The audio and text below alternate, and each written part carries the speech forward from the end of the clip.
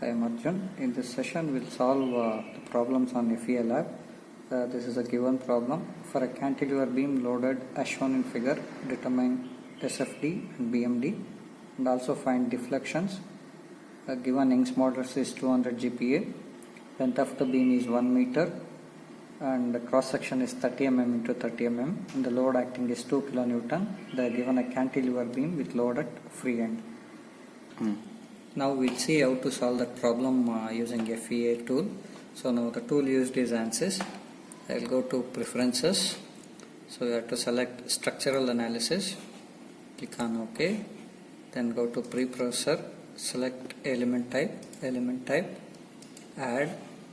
See, now it is showing none defined. So we have to define the element. Now we will select beam element because we are solving problems on beams. We'll select beam element. Click on OK. So now that beam element will be displayed here. Close it. Then go to material properties. We need not to define real constants for beams. Go to material properties, material models, structural, linear, elastic, isotropic. So I will enter the value of Young's modulus, which is 200 GPa. And by default take the Poisson's ratio of the material as 0.3. Click on OK. So now that will be displayed here. You can see here material model number 1, it has been displayed. So go to sections, beam section, common section. So here you can select the different type of cross sections given based on the cross sections given in the problem. So now the cross section given is square. For square and rectangle you can select the same and you can enter the values of B and H here. So dimensions are given as 30 into 30. So all these dimensions will be taken in terms of mm. So I have entered 30 mm and 30 mm here. Click on OK. Then you can go to modeling, create. So I will create this beam element using key points. So I will go to key points in active coordinate system. So select key point number 1 and its dimensions are 0, 0, coordinates of key point 1 are 0, 0.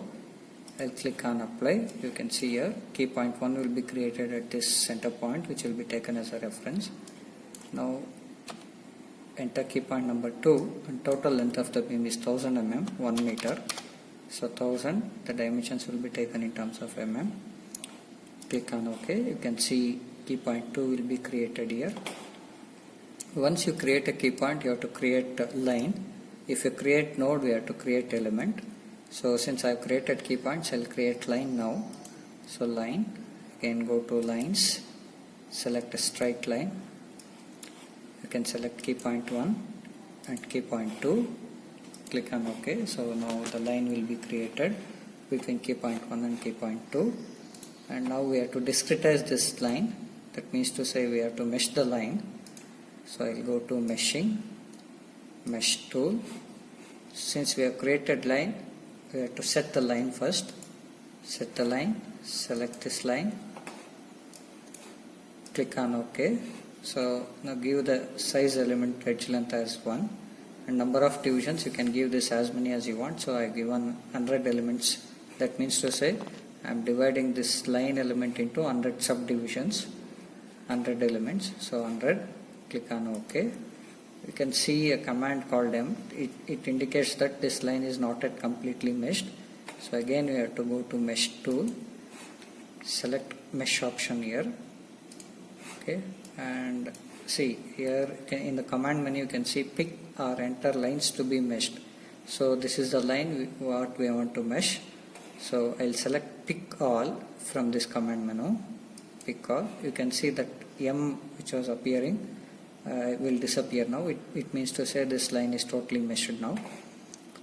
Then you can go to loads, define loads, apply. So in apply, structural, displacement. So first we need to fix this displacement. So we need to apply constraints to the given beam.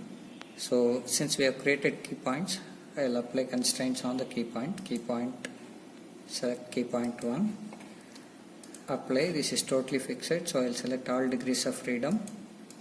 So I've selected all degrees of freedom. Now this node is fixed in all degrees of freedom.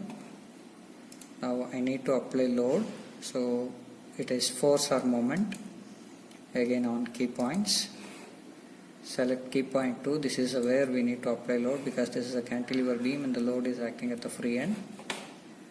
Apply. So here dimensions are there, fx, fy, fz. So I need to apply load in y direction and the load is acting in downward direction, so minus 2000 Newton. So you can see here now the material is loaded.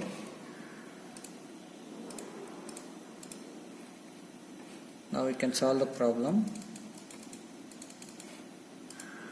You can go to solutions, solve, current load step. So now the problem is solved. Now this all comes in pre-processor stage. Now viewing the solution comes in post-processor stage. So we need to go to general post-processor. In order to view the solutions, we need to define certain parameters for obtaining shear force diagram and bending moment diagram. So for that we need to go to element table. In general post-processor, go to element table. So we have to define the elements in order to obtain shear force diagram, bending stress, deflection and bending moment. So define table. See, now it is saying that none is defined. We have not defined anything now. So we need to add that. Select add. So if you scroll down here, you can see by sequence number. Okay. And LS is for obtaining bending stress for the given problem. And code to generate that is LS1. So as soon as you click on apply, so you can see here now bending stress is defined. Similarly, you have to define for shear force diagram and bending moment diagram by sequence number. Okay, SMISC is a code to generate shear force diagram and bending moment diagram. So, and different codes are 3. Apply. Similarly, 6. Apply. 16. Apply. 19. Okay, now all the codes have been defined.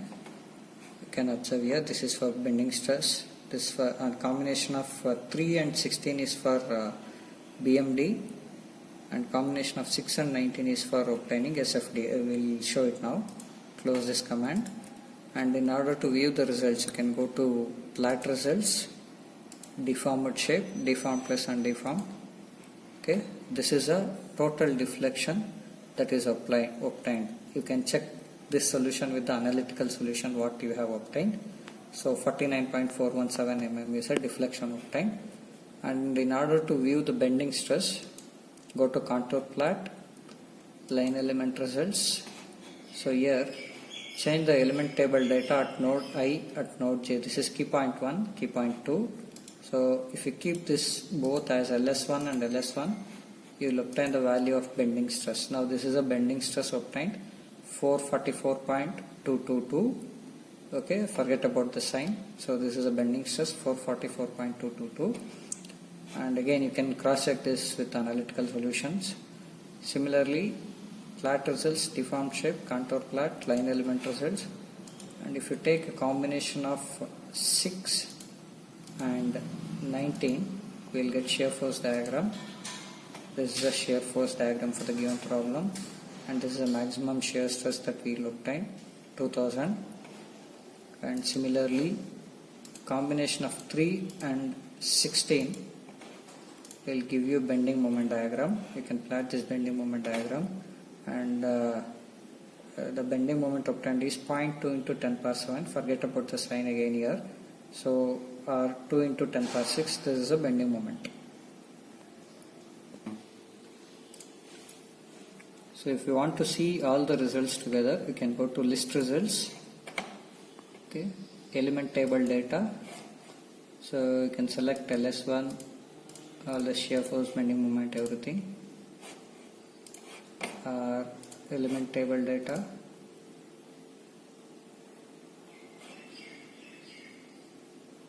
Want to list the entire results, you can go to list results. You can go here element table data and you can select all these elements. So since we have divided 1 meter length cantilever beam into 100 parts, so you will get all 100 stresses here varying from 0 to like this. Different element stresses will be obtained. For each element we will get 2. So that maximum values you can observe here.